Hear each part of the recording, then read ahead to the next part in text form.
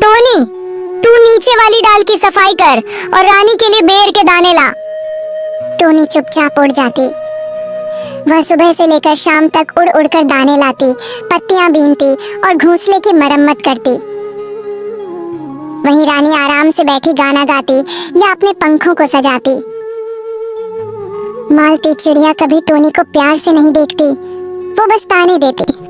तू तो अपशगुन है, तेरी माँ होते हुए मैं क्यों झेल रही हूँ तुझे। टोनी को माँ की बहुत याद आती, लेकिन वह रोती नहीं थी। पेड़ के सबसे ऊंचे तिनके पर बैठकर बस आसमान को देखती रहती। एक दिन जंगल में दूर देश से एक सुंदर तेज उड़ान वाला चिढ़ा आया, राजा बुलबुल। वह अपने लिए एक जीवन साथी ढूंढने निकला था। जंगल में खबर फैल गई कि राजा बुलबुल आ रहा है और वह किसी योग्य चिड़िया से विवाह करेगा। सारी चिड़ियां तैयार होने लगीं। मालती चिड़िया ने भी अपनी बेटी रानी को सजाया, उसके पंखों में रंगीन पत्तियां बांधी और कहा, इस बार तू ही बनेगी रानी बुलबुल की दुल्हन।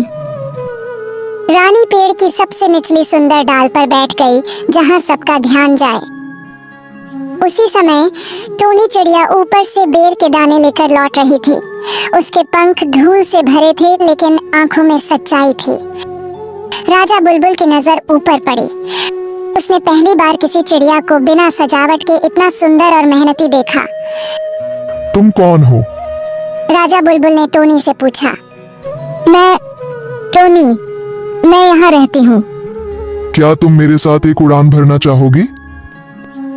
मालती चिड़िया और रानी दोनों हैरान रह गईं कि राजा बुलबुल की नजर ऊपर पेड़ की सबसे ऊंची डाल पर बैठे टोनी पर गई। मालती फुसफुसाई, ये कैसे हो सकता है?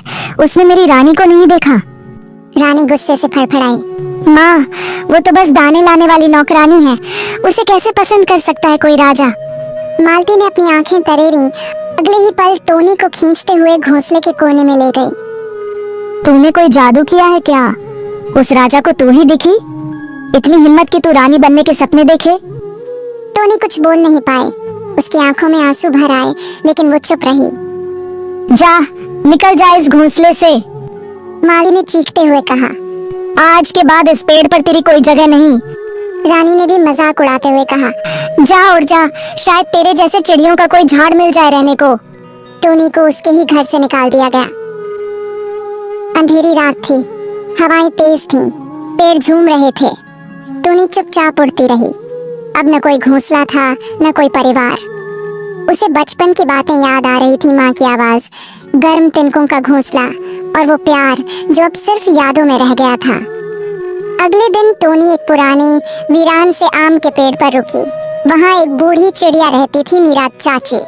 मीरा चाची ने टोनी को देखा सुना और उसे अपने पुराने पत्तों वाले घोंसले में जगह दे दी।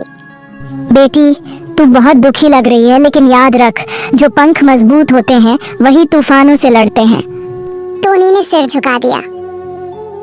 कुछ ही दिनों में टोनी ने मीरा चाची के साथ नया घोंसला बनाने में मदद की और आसपास की घायल चिड़ियों की देखभाल की। धीरे धीरे उसकी अच्छाई की चर्चा पूरे जंगल में फैलने लगी।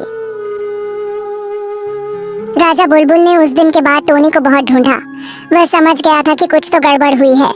उसने सारे जंगल में उड़कर टोनी को खोजा, कई पेड़ों पर पूछा, कई झाड़ियों में झांका और एक दिन मीरा चाची के आम के पेड़ पर उसकी नजर पड़ी। वहाँ टोनी चिड़िया बच्चों को गाना सिखा रही थी। उसके पंखों पर अब चमक थी और आंखों में आत्मविश्वास। मैं तुम्हें ढूंढ रहा था टोनी। मैं तो सिर्फ एक साधारण चिड़िया हूँ। पर तुम्हारा दिल सबसे असाधारण है, राजा ने जवाब दिया। मैं तुम्हारे साथ पूरा जंगल उड़ना चाहता हूँ, क्या तुम मेरे साथ चलोगी? राजा बुलबुल जब मीरा चाची के आम के पेड़ पर रुका और टोनी से प्रेम पूर्वक बात करने लगा, तो यह बात पूरे जंगल में फैल गई। यह खबर मालती चिड़िया और रानी तक भी पहुंची। वे आग बबूला हो गईं। ये कैसे हो सकता है माँ? रानी चीखी। वो तो भिखारिन जैसी चिड़िया थी और अब जंगल की रानी बनने जा रही है। मालती ने कहा, रुको बेटी, अभी खेल खत्म नहीं हुआ है। उन्होंने एक चाल चली। एक दिन जब टोनी आम के पेड़ से दाना लेने बाहर गई, मालती और रानी मीरा चाची के घोंसले में पहुंची। हम माफी मांगने आए हैं। मालती ने झूठा रोते हुए कहा। हमें अपनी गलती का एहसास है। मीरा चाची ने उनकी बात पर विश्वास कर लिया और टोनी के लौटने पर उन्हें मिलवाया। मालती ने टोनी को गले लगाया। बेटी, तू हमें माफ कर दे। तेरी सौतेली माँ नहीं, सगी माँ बनकर रहूंगी अब। टोनी का दिल कोमल था। वह भावुक हो गई और उन्हें माफ कर दिया।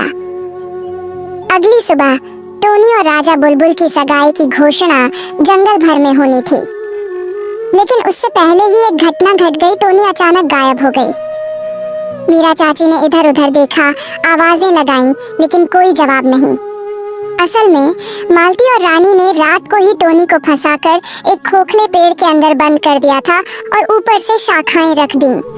अब तू नहीं बनेगी रानी, रानी ने क्रूरता से कहा था। सुबह जब राजा बुलबुल आया और टोनी नहीं मिली, वह दुखी हो गया। उसने जंगल के हर कोने में तलाश की। मीरा चाची को कुछ ठीक नहीं लगा। उन्होंने पेड़ों की हर टहनी को देखना शुरू किया। एक जगह उन्हें कुछ टूटी पत्तियां दिखीं और कुछ चिड़ियों से सुना कि मालती और रानी रात को कहीं उड़कर गई थीं। मीरा चाची ने तुरंत राजा बुलबुल को बताया और दोनों ने खोज शुरू की। अंत में वे उस खोखले पेड़ तक पहुंचे। राजा ने शाखाएं हटाईं और अंदर बंद बेहोश सी टोनी बाहर निकली। टोनी की आंखों में आंसू थे, लेकिन इस बार दुख के नहीं, सच सामने आ चुका था। राजा बुलबुल ने जंगल सभा बुलाई।